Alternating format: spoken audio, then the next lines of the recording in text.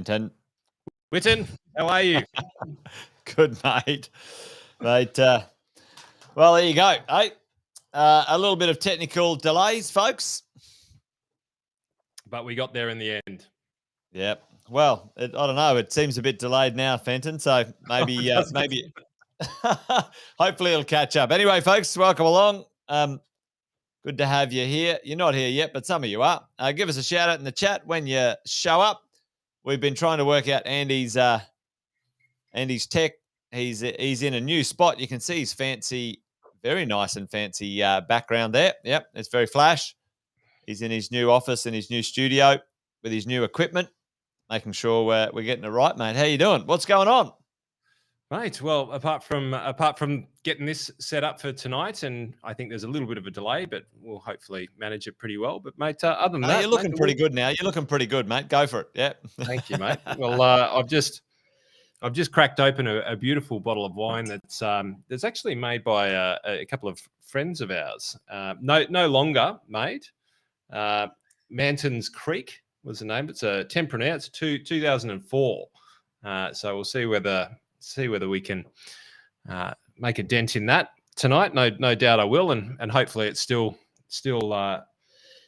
reasonable. It hasn't turned to vinegar yet. Have you got the 9 Popes out, mate? No, mate. I'm sticking with the Alicante Bouquet. Anyway, the reason I'm drinking this is because I can drink a little bit of it and I can put it back in the fridge, Andy. Like, as long as it's not for a couple of weeks.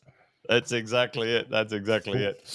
Yeah. Well, welcome, folks. Good to have all of you on. Give us a shout out in the chat. I can see a fair few of you guys on right now. Welcome to another Wealth, Wine and Wisdom. Another Friday, Fenton, another week gone by. Folks, most of you know this, but if you don't, we've been doing this for a little while. And, we try and follow a little bit of a structure, Andy, but, often we get a bit waylaid with conversations and commentary, but usually we try and sort of do a little bit of a debrief, folks. What's in the news? What's out there, what's topical, things you should know. We need to learn a few things, and hopefully we've got something to teach. And along the way, you might have some questions. And if you do, make sure you put them in the chat, folks. We would love to answer your questions if you have some, or comments or observations, whatever they are. And, we'll get into it. But, Andy, we've been doing this for a while now. Yeah, 2.5 years, 3 years, 3 years. Yeah, I think we're rolling into the third year of this stuff, and we've had a few iterations of what we've been up to. Hey, Sharon, good to see you. Awesome to have you on tonight, Alison.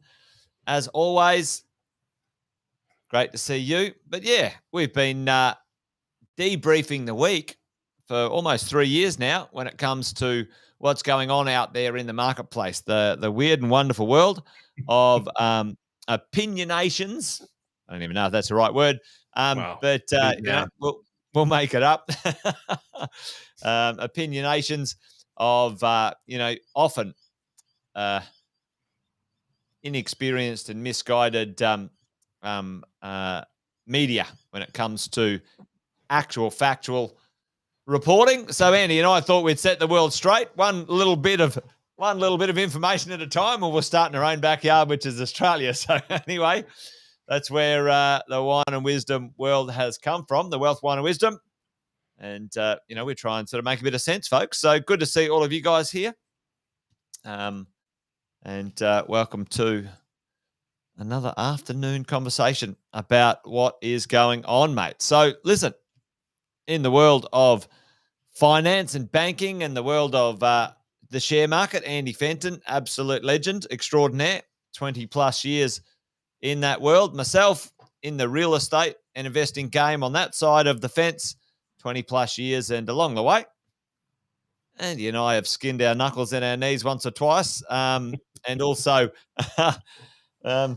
we've done a few things that have ended up working out pretty nicely. So we've got a bit of experience personally. We've helped thousands, and I'm saying thousands and thousands of people in business, investing, So we like to share a little bit of the wisdom. Andy, did I miss anything? I think that was about it. A little rant. I think it was a pretty good summary. But I can't wait to get into a few things here tonight because there's. I know that you've already picked up on stuff in and around your world, but I've seen some headlines that you picked and you called it around about.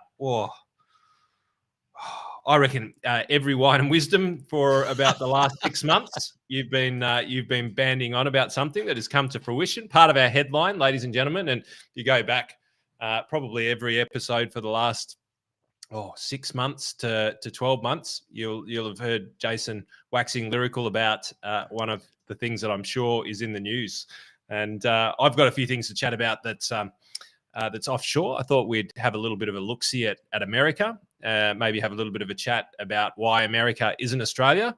And I think that a lot of Australians are pretty glad about that. But yes. But also because we see what happens over in the States. And right now, mate, the media is well and truly focused on America recession. They're talking technical recession versus normal recession versus the politicians saying, "What's a recession?" It's a bit of It's a fake recession, Fenton. It's a fake recession. Yeah, right. I think these guys just jump into the dictionary and just start tampering with it. It's quite incredible. But I thought I'd chat a little bit about America this time around. So for those of you who are keen to understand what's happening in the States, maybe you've got some stocks in Google's or whatever it might be, but have a chat about that and show you why it's actually not Australia and why it's very, very different to Australia and what's actually happening out here. But Jace, one of the things that's very similar in America, which I don't have slides on, which I'll probably go to get over the coming weeks, is mate, the property side of the equation is very similar as to what's happening in America to what's actually happening out here. Different reasons, some of the same sorts of stimulus, but yeah, it's is America a part of Mexico? I think Jeff just put it up there. And Mexico. So sorry, Jeff, North America. North America, the correct way of saying it.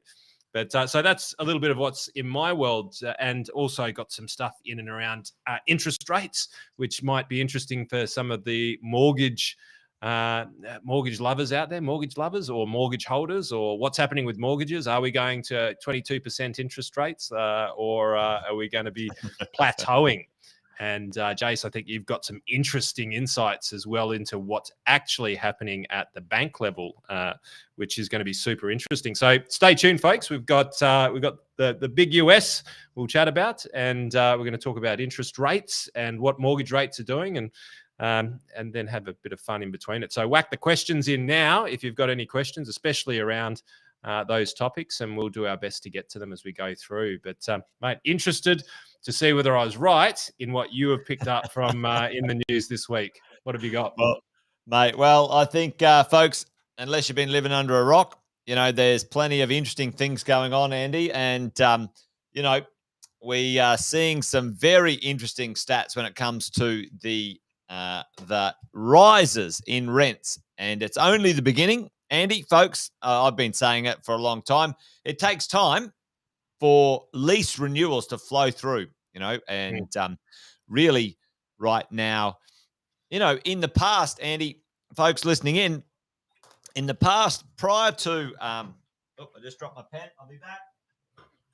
Well, that makes sense, doesn't it? Because most leases on properties in the non-commercial, in the residential space, most people, unless they've been listening to us, Jace, or more specifically you in this domain, have yearly rentals. So if you've just signed a rental contract with one of your tenants last month, well, it's going to take 12 months for you to raise that rent again. You can't just willy-nilly raise the rent. So these types of changes will be coming through for the next 12 months, likely.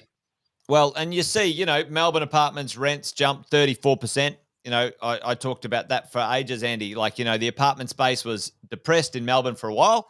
And, I said, it's going to make a comeback, team. You watch this space.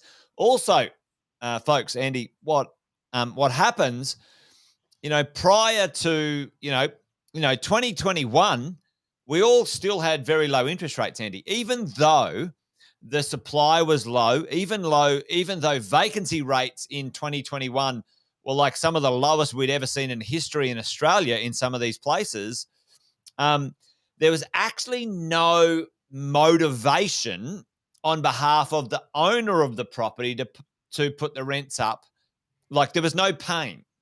As soon as the interest rates have gone up, then everyone's gone, oh my Lord, what's my costs are going up. And now you will mean see I actually have to pay for this property myself? Yeah. No, What do that's you not mean gonna I'm not going to happen. get a 2% interest rate for the rest of my life? Are you kidding me? So, that's where this is coming from. And it's going to come fast and furiously. And I've got a couple of stats to show you guys in a minute.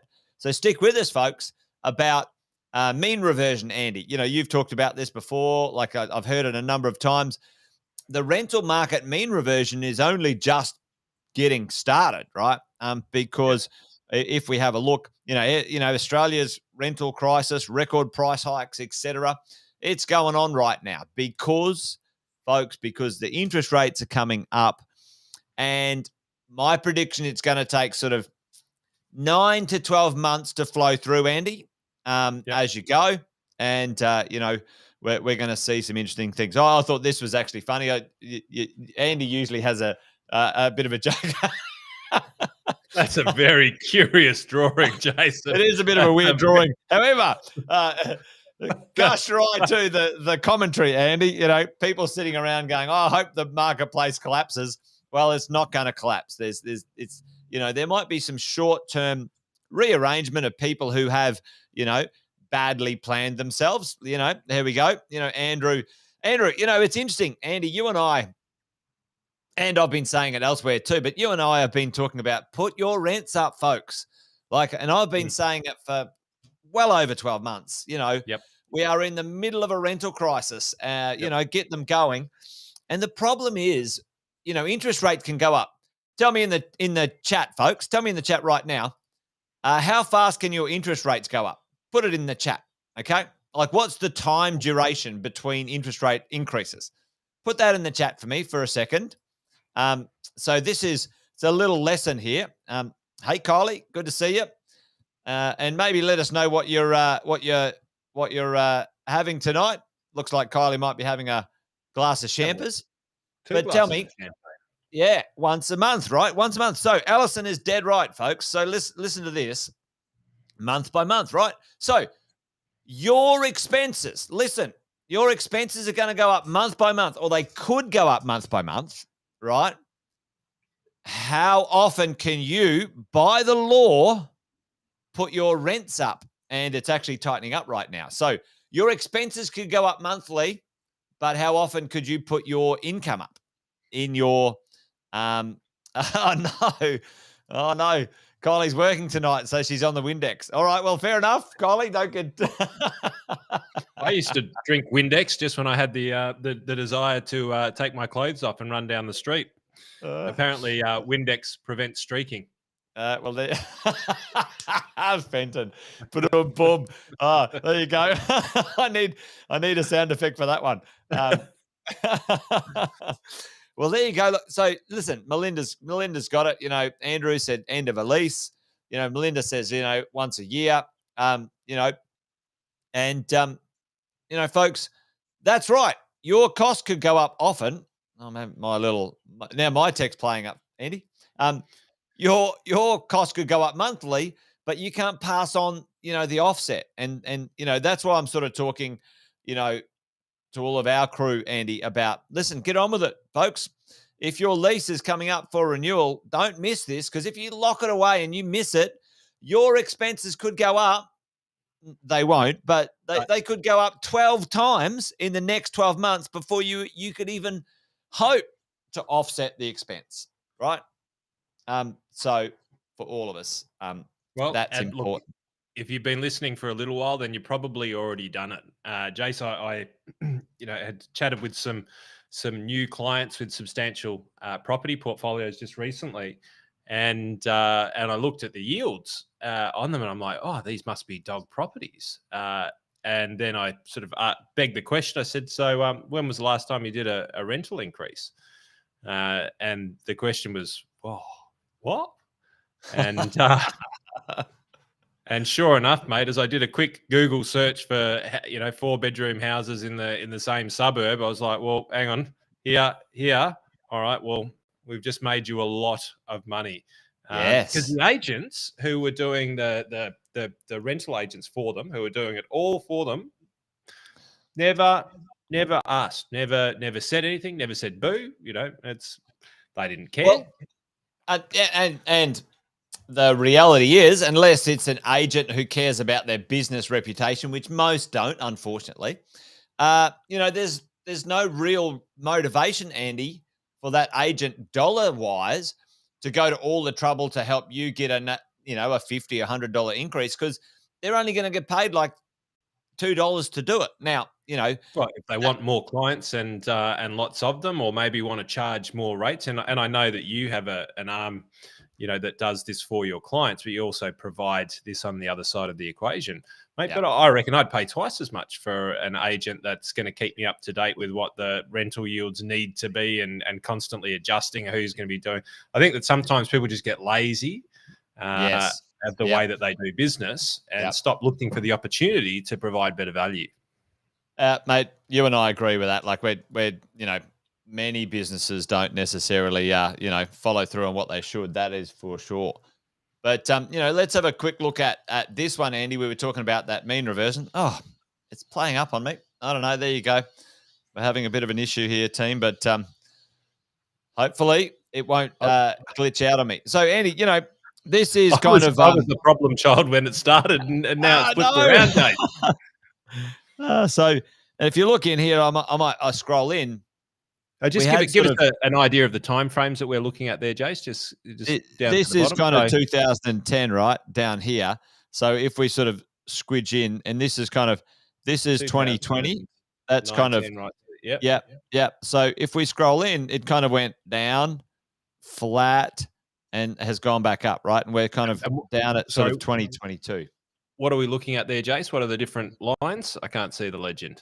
They're all houses, like all houses, 3-bedroom houses, all units, 2-bedroom units, and combined. So in essence, what happens if you look at kind of the mean reversion of kind of different stock choices right now, it went down, and it's just sort of cracking through where it was 3 years ago, Andy.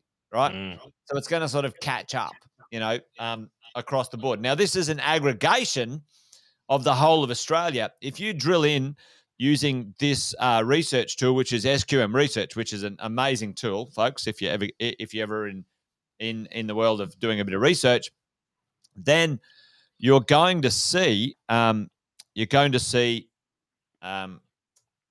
the mean reversion in places, especially like Melbourne, Andy, not even getting up to the highs that they were 3 years ago.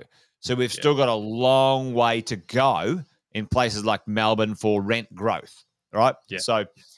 So you'll see that sort of thing, because if you look at a bit more of a shorter term one, sort of Jan 20 to sort of April 22, you can see Melbourne is still low in comparison to where we started, and Sydney's kicked off a bit just because Sydney's a behemoth. But in comparison, Melbourne's still low on the back of a 30+% rent increase, folks. Okay. So, this is the thing. I think Melbourne's got plenty of legs in it. It's still an inexpensive city to rent in comparison to Sydney by many hundreds of dollars. So, that should be pretty good. And the vacancy rates now, Andy, June 21 to June 22, wow. Significantly reduced, like insane reductions. And, look at the rest of Australia. The rest of Australia is as low as where the cash rate was, wasn't it? Yeah, it's true. Yeah, it's gone the other way around now. But, here's why I'm bullish on Melbourne. We're sort of theming on Melbourne right this second, but every other marketplace is, getting a bit of the action as well. The change in rental listings is a 26% drop in number of rental listings as well in that 12-month period. So Melbourne's kind of coming home strong, right? So some of the other places So were what you're saying there, Jace, is that there's 26% less properties listed for rent in Melbourne now as there was a last year year. ago, yeah, at an Wow. already all-time low of supply, right? Wow. Yep. The challenge with Melbourne is Melbourne's rent, Andy, dropped like $100 on average, where the rest of Australia kind of stayed steady because of COVID lockdowns. Yeah, because Yeah, Dan features again. Dan the mate, man. Can't get Dan, anything man. wrong, mate. He Yeah, did it well, better there than you go. anybody else. Mate. He literally, we've got the record, mate. Record. Record The breaking. whole world. And again, Melbourne being the competitive city it is, 52% change right now in volume change. So anyway, that's why we're ending up with 30% rental increases down there in Melbourne, Andy, and across the board, lots, not much to rent, lots of, lots of challenges for people. And check this out. This is interesting. Affordability in some places as well. If you think about affordability, people won't be able to afford to pay a mortgage either. So they're going to turn to rents. Okay. Yeah. Like, you have a look at this 38% of the average Victorian wage has to go towards mortgages. Check out New South Wales, Andy, 46% of the average earner. So, that's pretty high. It's a lot higher than it was 3 years ago. So, this is going to turn to rents and all sorts of stuff. So, And mate, this was something, mate, that my dad, Tony, if he's listening, good old Tone. Shout out to your Tone. if Margot's listening, she's probably already given us an angry face already for maybe swearing too much. But this is where, mate, and I've been chatting about it a little bit recently because now listening to you over the last couple of years, learning a little bit more about the resi space. He used to say to me that sometimes it's cheaper to buy a house and sometimes it's cheaper to rent a house. Yep. And that's the sort of the cycles of the residential property market is that, at over a period of time. So as we're going through that, I mean, I guess the question is, to what extent is that true based on your experience? And then if it's true, where are we in that cycle? And is it true or not? I think is probably the answer is yes, absolutely true. It's about to turn on folks right now because, Andy, at the same time, property prices have escalated. The cost of a mortgage is escalating. Now rents are going up. So, when the interest rates were very low and before the boom of, the last 2 years, right? There was a sweet spot there. It was actually significantly cheaper to buy and own a piece of real estate than it was to rent. Yes. So right now, just depending on what's going to happen in the next little bit, but I think we'll in a fair few of the higher valued cities, Sydney, Melbourne, Brisbane, it's going to be cheaper to rent than it will be to have a mortgage. So, I think that's going to be, and again, that's going to accelerate things, mate. One of the slides I had here, but I won't bring it up right now, but we can just talk about it. There's talk about in the next 10 years, the population increasing, pretty significantly, up to, 29 million people. We're at like 26 now or something like that. I'll pull the right number up and I'll grab it out.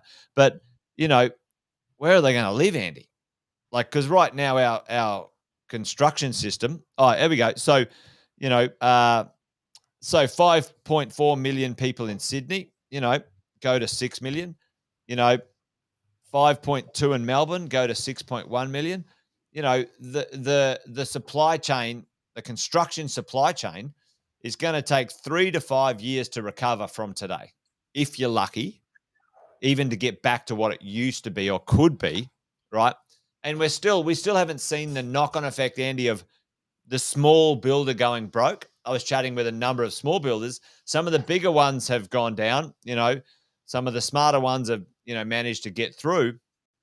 But don't underestimate the decimation of that small to medium builder folks in the marketplace right now. The ones you're not hearing of. You're hearing of Privium and whatever. There was an average, and I'm going to grab this stat, an average of like there's 26,000 builders and trades going to leave the industry in the next 12 months because of the financial issues in the industry. Like thousands and thousands and thousands of people leaving the industry because they can't make a buck, whatever it was. So yeah, some crazy numbers out there, man. But you talk about mean reversion. I don't have it here either, but I'll try and find it. They called it the tradie index. Yeah. It was the average costs of wages for tradies over the last, I think it was 40 years. And mate, it was like a hockey stick graph. It was just like that. And that's just not possible, not in any field. You cannot have that exponential growth. It's just not possible. And it's not sustainable because the flow-on effects come through to consumers. And mate, then that does need to mean revert, because that if it didn't, it just meant that property was always just going to go through the roof and then become unaffordable to a point, mate, where I heard this garbage on, and I won't mention the news show, but it's a very hip news show, but like most, completely full of and they were talking about something like this. Buying a property in the metaverse versus buying a property in the real world. And I shit you not, this was actually on television last night. So people are looking at buying a nice place next to Snoop Dogg, or in these various different metaverse platforms. And the theme was, Jace, and this, mate, cop this. Unbelievable. What trash. What absolute garbage. Like there's money to be made in this, but this is highly speculative gambling stuff at the moment. But buy a property in the metaverse because we're never going to be able to afford to buy a property in the real verse, in the universe. Sorry, buy in the metaverse because we'll never be able to buy one in the universe. And mate, what absolute bloody dribble it was. But because the idea is, well, are you going to sleep in a little sleeping bag and put on your virtual reality headset while you go to sleep and swim in your virtual pool? Crazy stuff out there, Andy. But you know what's really interesting though. Let's change gears and maybe talk a little bit about America and stuff like that, because you know what, the challenge with Australia. You talked about the tradie index, right? And I've talked about this before. Australia is one of the only nations in the world where we are not connected physically to an inexpensive labor force, right? The rest of the world has, geographical connections to, different economies, and the arbitrage of someone who works with their hands compared to someone who's got, a tertiary education is large, massive, Andy. So, but in Australia and New Zealand and some of, we're the two highest. The difference between an education, and this is not a shot, it's just a fact. It's just you go to uni and get a degree, or, you know how to be a carpenter. In most other countries in the world, the difference, your degree as a dentist, let's say, is pretty significantly different. In Australia and New Zealand, the difference is not that far away. And in some cases, it's actually more, right, in different trades and stuff like that. So it's actually quite interesting. Australia is a weird anomaly in that kind of play. But if you think about places like America, you can go to America right now, Andy, and you can go to a nice town and you can buy an amazing house under $100,000. Like everyone in America, if you have a regular job, can move to a reasonably good town and have a regular job and buy a regular house. Like, because why, Andy? Like, we've got the same size country as America, like the physical land mass, right? Because we have the population, because they have the population and the taxpayer base to be able to maintain cities elsewhere. And this is one of Australia's biggest things that's going to hold it back in the future, as far as I'm concerned, is its inability to provide housing and grow its population. Australia needs a bigger population. We've got a massive country and we can't pay enough for our infrastructure. Mate, it's been on the books for years. You know Yep. what was the old one? Was it Kennett or was it Keating? Was it Keating or Kennett? Well, One of one them. for you, one for your wife, and one for Australia. Oh yeah, no, that was what was the treasurer? Oh, yeah. Costello. Yeah, wasn't it Costello's? Was it or what? Was it? It could have been. It would have been something that Pete would have said. One for you, one for your partner, and one for the country. One for Australia. Yeah. Well, there you go. But it's true, and this is and you know our neighbouring workforce has been South Korea. Costello, Andy. But he's a legend. Like he was painted poorly on the way out because he was I reckon probably the best treasurer Australia's ever seen, but he wasn't the best politician Australia's ever seen. I had the beauty of meeting Pete on a number of occasions, and mate, the guy was great, but he just couldn't play the game. And as soon as he put his sights on Howard's like, don't even start. Like, that's like a scrawny little featherweight coming up to Tyson and going, come on, mate. Yeah, exactly. He wasn't fit for the political task. But mate, what's going on over in your neck of the woods? I know there's a bit on your list, but a bit of a shout out to the folks here while Andy gets himself organised. Make sure if you got any questions, folks, put them in the chat. Put them in now. Yep. Whack that in there. I'm pretty sure Nada's clapping because I mentioned Tony and bringing Tony back on. And that's a little bit of chat. Was it Luke last week who said, come on, you boys, you're always talking about bringing on a guest, but you never do it. Now, shout out to Luke. If you're listening tonight, Luke, we've got a guest booked in for next week. To talk about the very topic that we talked about. Malcolm's going to come in and blow our minds. I'll be interested to see what wine he's drinking, and he's a real guru of domestic and international markets. So it should be a great week next week. So Luke, we've changed our stripes. But so what's going on in my world? Oh, very little by the looks of it. Oh, there we go. It's up. There you go. He's back. He's back. So going to chat a little bit about the US, right? Because there's a lot of chatter around about the US in regards to recession. Basically what's going on, Jace, is for those of you who don't know, a recession is basically 2 quarters of negative GDP. And they call it negative GDP growth, but that's an oxymoron because you can't have negative growth if that is actually counterintuitive to itself, which I find hilarious because it's bandied around everywhere. But it's negative GDP for 2 quarters, which basically means the gross products of a country or of a state, that what they produce goes into negative territory, right? So what they're producing and what they're earning money for goes into a negative territory for 2 cycles. Right. And that's effectively where the US is right now. But the politicians are basically saying, well, it's not really, we're not in recession. Well, you are, based on the definition of what a recession is. But they go, oh, well, it's technically not. Whatever. So a fake recession, Andy. It's a fake recession. It's a fake recession. It's like these guys, I mean, when they talk, it's just garbage. It's just so much garbage coming out. And when the media get behind it, they're just as bad. So want to chat at a couple of different things, right? So equity markets, meaning share markets. We're going to talk about the US debt to GDP. We're going to talk about that because there's some really interesting stats I've got here on CPI and the core inflation, like we were talking about previously. Yes. Core inflation versus headline inflation. But this is a really interesting one, the Schiller Index, which is this first one here. Oops, I'll bring that back up.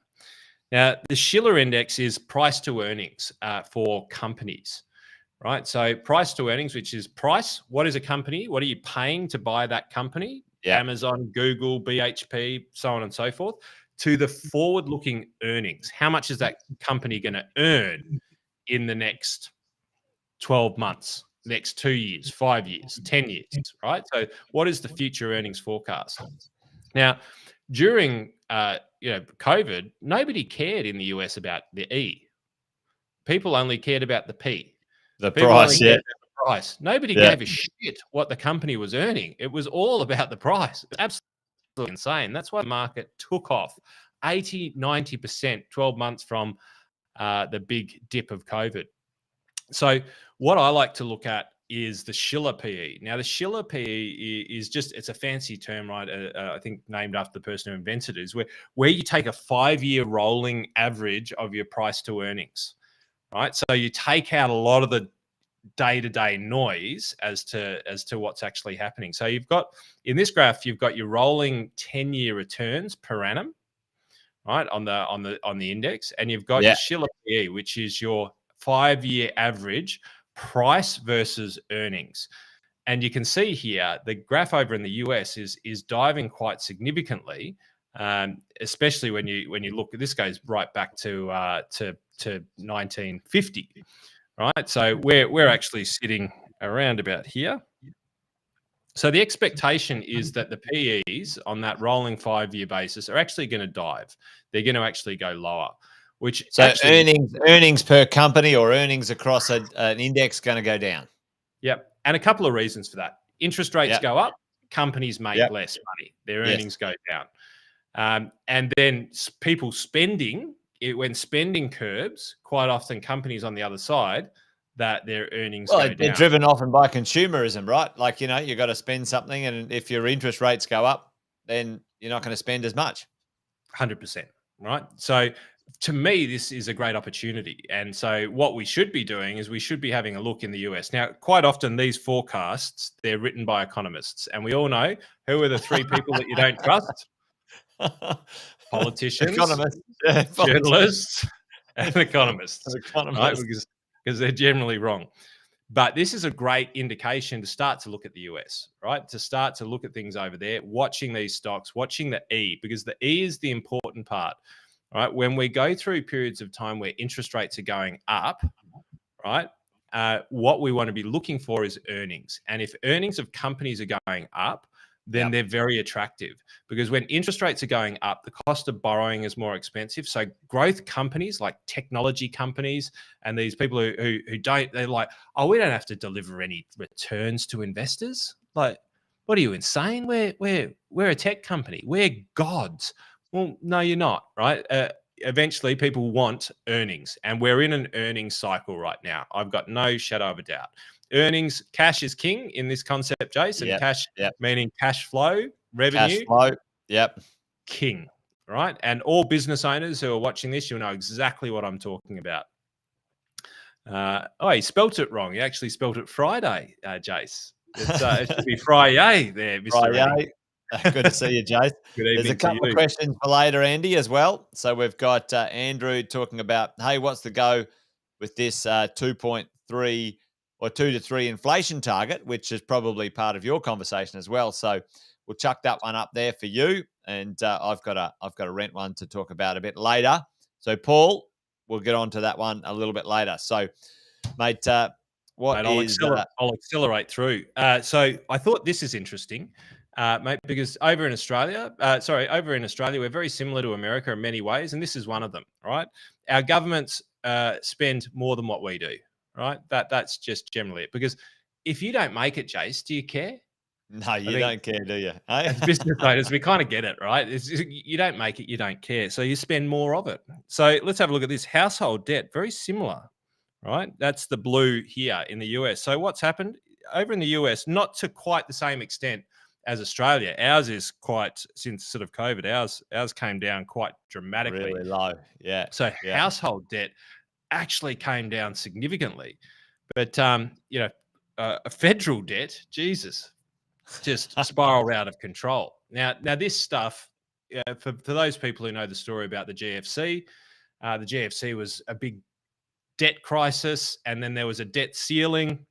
Those debt ceilings are on the bottom floor of a 100-story building right now, to give you context. That debt ceiling, that the debt was never allowed to get back in the days of Obamacare. Not Let's go to the next floor. It's actually the basement where people are parking their cars and things like that. Like, it's so plenty to go. It's gone. And then, so when we have a look at the inflationary side, year on year percentage increase, and we have a look at some of this. So US very much leading the way, Eurozone very much there. China, well, do we really believe what they're putting out there as statistics? No, we don't. We absolutely It's a 100%. managed output, Fenton. It's a managed output. So ultimately, looking at these factors, is America in a recession? Well, yes, they're in a recession right now, technically, based on the definition of it. Now, here's some interesting stuff about consumerism, right? Because ultimately, it's consumers. Because one of the things that drive recessions are consumers. When consumers stop spending, Yeah. then they're worried about the future of their money. And so they stop spending. So this is a really interesting one. This was Schroeder's sort of brought this to my attention. I'd never thought about looking at it this way. Google Trends, right? So Google Trends, this is the number of times 100, and what this does, it equals 100 equals peak population, peak popularity. 100 equals peak popularity. So this, I have no idea what that actually means, but basically what's happening, this is Google searches for recession. Yeah, wow. Right? There you go. So back in 2008, right, GFC sort of, so we're literally, from a consumerism perspective in the United States, where from the people over there, from a Google perspective, they're at the same population density percentage, right, of people who are worried about America actually slipping into a recession. So this is now starting to become what we call the Google index. So this is what people on the street believe, because we can measure it. Because if you don't know something, Jace, what do you do? You Google it. I tell my team all the time, don't ask me, search Google. Just Google. Just One Google. of the pet frustrations, if you're a business owner out there or a manager of people, just give me the hail or a thumbs up emoji if you get exasperated by somebody coming up and asking you something and you turn around and go, you know what? I've got this very interesting technical tool. I think it's pretty new to the market. It's called Google. If you just go and punch that in there, you'll find the answer that you need in a quarter of a second. Give me a thumbs up if you've done that in the last week or so. Yeah. How do you turn this thing on the computer? Well, you know what? I reckon Google would know that. So just go. Oh, but the computer's not working. Well, there's this funny thing called a phone. Connected.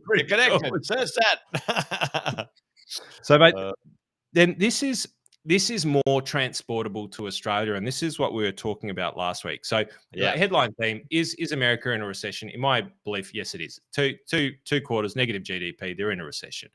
Are things looking good? I think they're looking good for starting to think about buying in there. Not right now, but if you've held, and you've still got it. But there's some great opportunities, I think, around the corner, because these situations present great opportunities. And that Google index, I reckon that's a cracker to watch out for, because when people are really Googling, should we buy gold? Well, you should probably be buying the other stuff. So this is the inflation data from the US, and this is really, really, really interesting. So we have a look at where we are now, obviously at the right-hand side, and have a look at when we entered COVID. So energy prices actually plummeted. And I remember doing a wine and wisdom with you, Jace, where we were talking about oil and gas, and they just fallen through the floor. People couldn't pay to move it. They were actually paying people ridiculous amounts of money to hold it. They were giving energy away, literally giving energy away. And we made the call right back here, Jace, that people should be looking at energy, and people should be looking at these sorts of stocks and trades and so on and so forth. Not a bad trajectory, mate. Just by the by, over 2 years. It's a nice one, top to bottom, bottom to top. But what we're looking at here is this is inflation in the US, right? The 9% figure that we're all hearing about, and the composition of it. We were talking about last week, core versus inflation. Yeah. Right. So core is still significant, right? When we take out the two that are in here, which so the headline is the green. So that's what gets quoted at the Reserve Bank. And for whoever asked the 2% question earlier on, 2 to 3%, that is in the US. They have their own measures, but that's that headline, that purple one, that's what they've got to keep under control. And that's what the Australian Reserve Bank has to keep under control, is that headline inflation. But when we have a look at energy, right, and we have a look at the composition that energy and food takes up. Now let's have a look back. Energy is quite the devil, right? Energy comes up and peaks and troughs through recessions, through wars and economic cycles.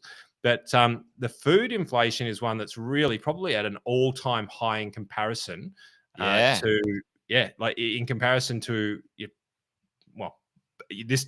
We've got this graph going back well before 2011, but this goes down back to wartime, like post-World War II, since we've seen the same sorts of levels. Wow. Now, this, we would say, tends to be more transitory based on circumstances. And a large part of this, not all of it, is largely transitory. So if we were to actually strip out that by a substantial margin, we're probably looking more around that sort of 6%. Yeah. Now, why do I say that? Is because this stuff will normalize over 1-2 years, right? And this ultimately, so the smart people in the world, which are the corporations, the banks and stuff like that, start to translate this into government bond yields. And this is where this conversation is going to segue back into how much do you pay on your mortgage, right? Because ultimately, what happens is businesses don't look here to make decisions. Businesses look out here. And I'm not talking about on the next graph. I'm talking when Jason and I make a decision in our business, we're looking 12, 24, 3 years, 5 years, 10 years in advance, and we make decisions based off that, right? So that's where the smart decisions are being made right about now. And they're being made based on, well, where do we think these numbers are going to be in 12 months' time? Do we reckon they're going to be up here? Do we reckon they're going to be back down here? Do we reckon they're going to normalize? Like, where do we think that these rates are ultimately going? And mate, I know, and I'm not sure whether you've got anything there in regards to it. I pulled up a couple of things which I'm going to have to go offline to find. But you spoke to me as we were driving today about interest rates. And what we call an inversion of the yield curve, where you're saying that longer term interest rates now are lower than short term interest rates. And this comes into the inflation discussion. Yeah, in the fixed interest rate space, Andy, and it's really interesting. You brought this, a few wine and wisdoms ago, folks, where Andy said, "Listen, the market's far smarter than an individual.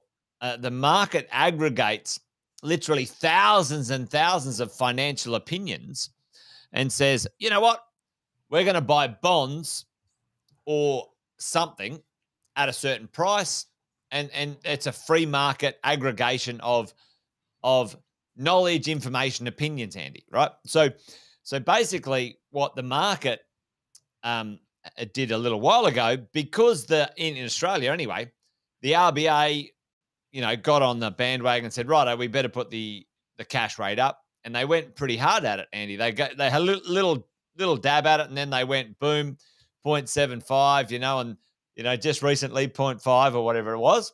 0.75 was the US. 0.5 was little old Australia, but apparently we were the most aggressive in the world. Well, yeah, that's right, according to some journalists. So then the market reacted and said, oh, well, at least they're getting on with it. Future value of bonds, which then ultimately flow into cash rates and long-term, lending by institutions to then on-lend to consumers. Well, that all sort of said, well, we don't think it's going to go so high now. The aggregated opinion decided that certain bonds and certain values were actually not as high as they were a month ago. So what's happened is, that bond rate has reduced. According to the marketplace, they're going to pay less for it rather than higher. And pretty well, like within 30 days, Andy, the 5-year fixed interest rate, folks, has gone from 6% or averaging in the sixes down to 5.5 for a 5-year fixed interest rate. So it went backwards. So interest rates, like fixed interest rates, the 5-year fixed. What was it? So I'll bring this up. So just as a metric, so a little while ago, what was it? let's say a month ago, it was 6%. If you were going to lock in a 5-year interest rate, it was 6%. And Yep. as of today, it flowed through to, August. So in the first week of August, it's now 5.5. So 50 basis points down for a 5-year fixed interest rate.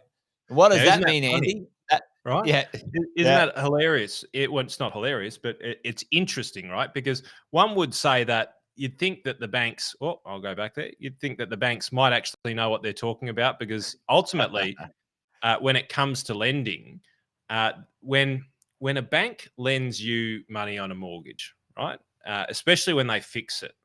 When a bank lends you money on a mortgage, and it's fixed, what they do is they take a part of their book and they go, okay, $1 million loan, it's fixed for 5 years. What's the fixed 5-year government bond rate that we can get? And they go bang, and they lock that money away. And that's why you have things like break costs when you Yep. try and break your loan, because if you try and break your loan, then they're going to have to sell that bond. They got to pass on that cost. Correct. And if that bond is yielding 5% and the market's paying 6%, well, they're going to do some dough, right? They're going to lose some money, and they pass that straight back to you. So the banks do this day in, day out, and they're ultimately the market movers and shakers in this. And so where your longer term rates are lower than your short term rates, which means that if your 2-year fixed interest only is at 7%, and your 5-year is at 5%, what that means is the banks believe that in 5 years interest rates are going to be lower than what they are right now. Yep. That's the base to it. Now, this graph that we're looking at here is an annualized. Is it annualized? It is a little bit longer than a year. A little bit. It's about a year, right? And this is the 10-year government bond rate in Australia. The 10-year. So this is here June 30. This little dotted line, right? So we can actually see the expectations of interest rate hikes. Just before the end of the financial year, it got to its peak, where they were basically saying 10-year money, 4%. That was great, because you could actually lock away a 10-year government bond for 4%, which is actually not too bad. It was sort of not bad. The term for no risk. For no risk, 4%. We hadn't seen that in a long period of time. But what we've seen here is a reasonably substantial drop in that. It almost hit 4.2, and now it's really down at the 3.11. So that's 1%. That's 100 basis points. Yep. So when the Reserve Bank says they're raising rates by 50 basis points, that's 0.5%. Right? So what we're talking about is 100 basis points difference between a little bit before the end of the financial year and now the 10-year go. So they're basically saying that they believe long-term rates are lower than short-term. But we've got to then have a look, because that doesn't necessarily mean that rates aren't going up over the next 1 to 2 to 3 to 4 to 5 years, right? Because ultimately rates that we're looking at 10 years. Now let's have a look at a shorter period of time. And you can start to see a similar type of rise. And we're looking at 5-year bond yields now. Yep. But also, if we have a look, they're also sort of starting to have little cracks and little dips, which basically is the market saying, well, we actually believe that the 5-year rate is either stabilizing or coming down at the moment. All right. And you can kind of see. So this is the market. This isn't me.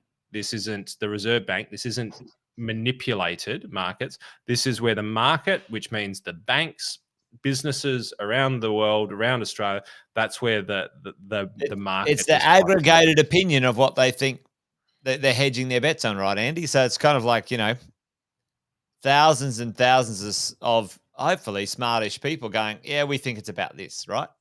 Yeah. And if we go to a bank and they lock in a 30-year mortgage, right, and they put some money away, well, they were getting they were borrowing the money at 4%. But now they're borrowing the money at 3.11% for the next 10 years. Yeah. Right? And so this is the commercial terms of trade. And then we go to the 2-year, and 2-year is a lot more volatile and a little bit more range based. Right. So it's not as big as far as from we were talking from 3 to 5. Dummy slides, I reckon. Yeah.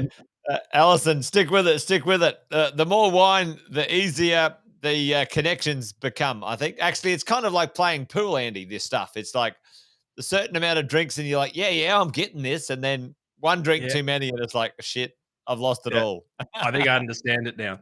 But let me try and peel it back.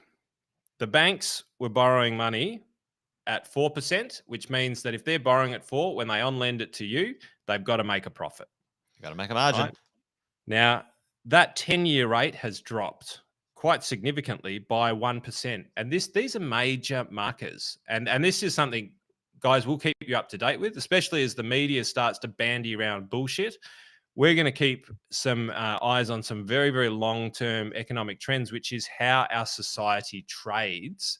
And ultimately, this is the sort of information that you need to be thinking about, especially if you're a business owner, if you're a property investor, or a share investor, or just you care about where your super's going.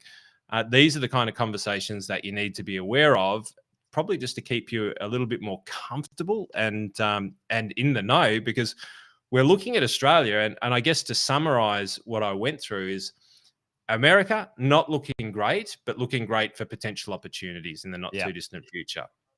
Australia presumably was looking terrible, but now the long-term trends as far as interest rates are concerned have stabilized, or at least are pointing in a slightly different direction. And so what we can take a little bit of comfort in so far as the longer-term outlook is that the people who manage the billions and the hundreds of billions of dollars around Australia, their money is in the 10-year space that interest rates are trending down. It still means they're going to go up in the short term, but ultimately that long-term game, and you say it all the time, Jay, so I won't steal your line about investing, but it's long-term, right? Yeah. And we're buying for 5, 10, 15 years into the future.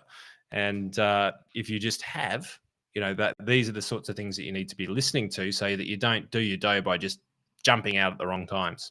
Mate, dead right. Well, Jeff reckons he'd take $1 million at 3.1%. No problems, Jeff. Well, Jeff, they buy it at 3.1. They've got to on-sell it, and it's usually a 2 to 3% like margin on top that they have to put on top of that money to on-sell it. So that's kind of you can get rough enough. If they're buying it at 3%, well, it's going to be maybe between 5 and 6%. Like that's kind of the number. So if it's coming down a little, then that's great. In my head, my thoughts, my feel in the market right now, I reckon we'll be between that 5 and 6, maybe even between 4.5 and 5.5. I think that's where it's going to land medium term. That 3 to 5, Andy. Certainly, I think we'll probably get up to 5s and 6s for sure in the short term. But that 4 to 5 is going to be that's my call anyway. There you go, folks. We've got it on record. That's my call. But why don't we? I'll quickly answer this one from Paul. And Paul sort of said, "Hey, listen, what's a reasonable rent increase?" Well, Paul, I don't think reasonable's the right answer, Paul. What is the maximum you could do in the marketplace in the property that you have? You should never do reasonable. You should always do maximum. And Paul, it's not about having a tenant out on the street. It's about making sure you hedge your future risk, Paul, right? Yeah. Like Andy and I were talking about right before, Paul, mate, your interest rates could go up every month for the next 2 years, right? And they're going to. They're going to, well, not maybe 2 years, but they're going to go up probably every month for the next 3 to 4 months. Yep, absolutely. And that's straight to your pocket. Yep, straight out of your pocket. And if you don't kind of maximize now, Paul, which the market will gladly pay, then you're mate, you're turning your business interest, which is a property investment is a small. I call it a micro business. It's a small micro business. You have to treat it like a business. You can't run it at a profit, a loss. You need to run it at a profit. So Mate, I would say I would change it around. It's not about reasonable. It's about the maximum that the market will allow for your quality of real estate in that marketplace. You And always should it's be maximizing your rents. Yep. Yep. it's the same thing as the government bond trend, and maybe this is a great way of simplifying it. Yep. Is that, you know, if this were the journey, right? If this were, and you knew that this was the journey for your interest rates, right? Yeah. And you're currently paying 3%, but you know that, or likely over the next 12 months, you're going to be up to 4%, and then longer term, you know, it may come down. Well, the question, or what Jace is saying, is you're setting the price here. Now, if you set it at the current rate, you are going to set it, and you are going to lose. That's it. 1%, right? You're going to lose all of this territory here is going to be the cost for you. Now, if you want to be philanthropic to your tenants, that's totally up to you. You can do it in a much better way, Andy. It can be much more tax effective. If you want to be a charity, there's better ways to do it, you know. 100%. And like Andy, you know, Alison's saying here, Andy, you know, that's why you put a property manager in between you and the, you know, the tenant. That and that, I guess, you know, it's not my specialty, but I can imagine you get emotionally involved. And the one thing that you kind of want to separate from finance is emotion as best as you can, because you don't want to make important decisions when you're scared, when you're overly happy, when you're drunk, when you've just had a fight. You want to make decisions when you're level and you're dispassionate, and that's when you make the best decisions most of the time. Yeah, well, Andy, you know, it's an interesting one, and maybe we can put a pin in this one for a discussion in another time. But, you know, folks, you know, the best thing you can do is to look after yourself really well, right? Everyone sort of nods and goes, yeah, I get it. You know, you go, oh, look after your health, Andy, because if you're not healthy, you can't look after anyone else, right? And you go, oh, you know, look after your, you know, I don't know, what, your mental health or your physical health or whatever. And then when it comes to like, Andy, look after your money, because if you don't look after you first, you can't look after anyone else. And then it becomes weird, this discussion about, you know, oh, what? Hang on, you know, because I'm looking after me first financially, you know, I become this, you know, tyrant or this asshole that's a capitalist or whatever. No, folks, that's completely irrelevant. You know, if you make a profit, then you can go give it to charity if you like, but don't lose money. Don't waste your life losing money because, you know, you want to look after someone. It's not the sequence to do it in, is all I'm saying. So, you know, that's the conversation. So yeah, I agree with you, Andy. There you go. Well, folks, mate, we might put a pin in that one, but why don't we make sure we let everyone know we've got a guest next week? We will. I think we said we'd answer the questions. I think there was one about inflation, 2 to 3% target. I'll answer it in 30 seconds. Yeah. Wax lyrical on that one. And just see if there's any other questions, because I know that we always say get them in, so it'd be amiss if we don't answer them. But what's the fascination between 2 to 3% target inflation? So every single reserve bank equivalent in the world, the Federal Reserve, the central banks of the world, they all of the ones that I know about, so most of them, there might be a few that I'm not aware of, they target inflation, right? Which is the costs of goods rising.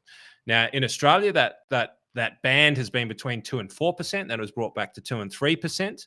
But ultimately, Andrew, it's if the cost of goods go up too quickly, we end up like what Brazil was like and what Thailand was like, where all of a sudden you start writing extra zeros or crossing them out on dollar bills. You have a $1 trillion note, which is worth nothing. $1 trillion note. And it becomes completely unmanageable. And the wealth divide between the wealthy and the haves and the have-nots becomes very, the gap accelerates quite dramatically. And if you have a look at Brazil, and if you have a look at Thailand, and you have a look at places like that, because if you're on the right side of inflation when it's taking off, then it's incredible and you make a lot of money. If you're on the wrong side, then you lose your pants, you lose your seat. It also goes for the stability of trade, right? Because ultimately, if a currency is accelerating in value too much up in the upward direction or decelerating, then countries don't want to trade with you. They don't want to buy your resources because You're it's too like volatile. Yeah. you're too volatile. They might Yeah.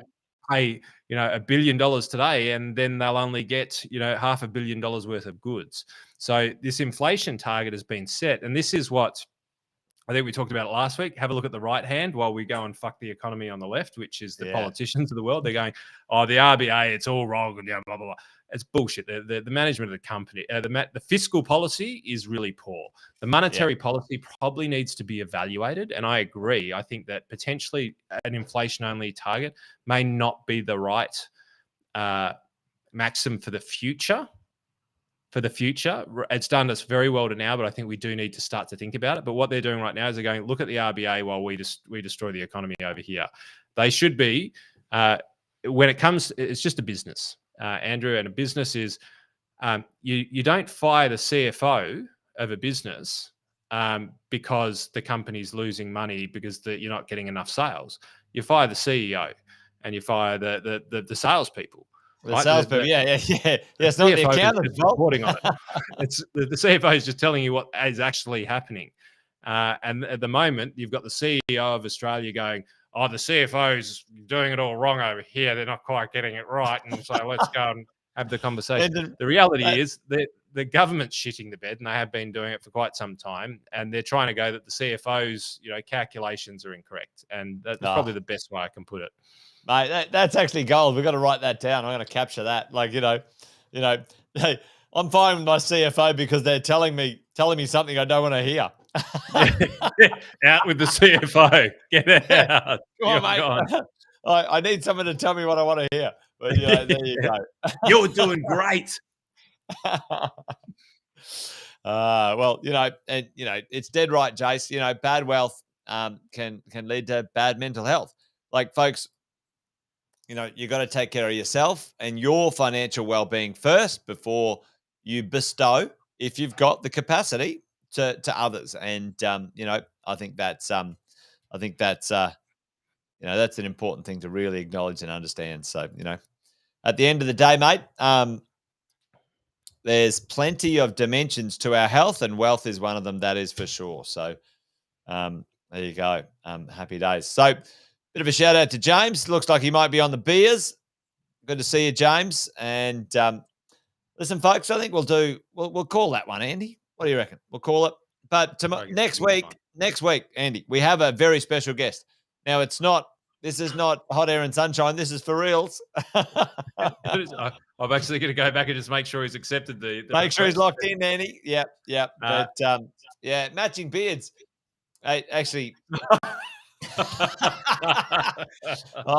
I actually got to get myself a haircut and have a shave, folks. So next week I'll be a little bit slicker than I am this week. I'm a bit rubbish. But anyway, Andy, who we got on next week? So give us the 30-second headline of who we can expect next week as a guest. Malcolm Palmer is one of my advisors when it comes to all things economics, all things stocks, both domestically and internationally. He comes from a family lineage that his granddad actually set up the Sydney Stock Exchange. Wow! And he is now the CEO and also the chief investment officer of this company, which has been around since the gold rush days.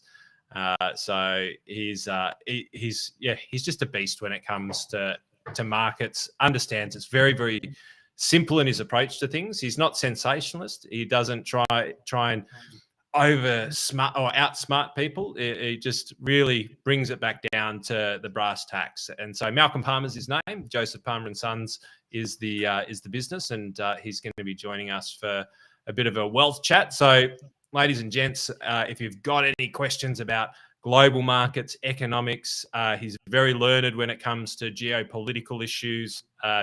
So write down your questions.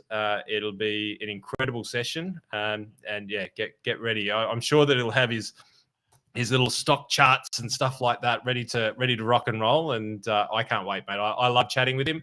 My clients will see him with a reasonable degree of frequency in our members' sites, and they all love him as well, because I think that the smartest people in the world quite often have a capacity when they've got some empathy, to be able to simplify things so that it was Einstein who said, if you can't explain it to a 3-year-old, then you don't understand it yourself. And Malcolm's one of these people who really understands it at a level that he can help us, be able to digest it and be able to make decisions and feel comfortable in what we do. So that's a little bit longer than 30 seconds.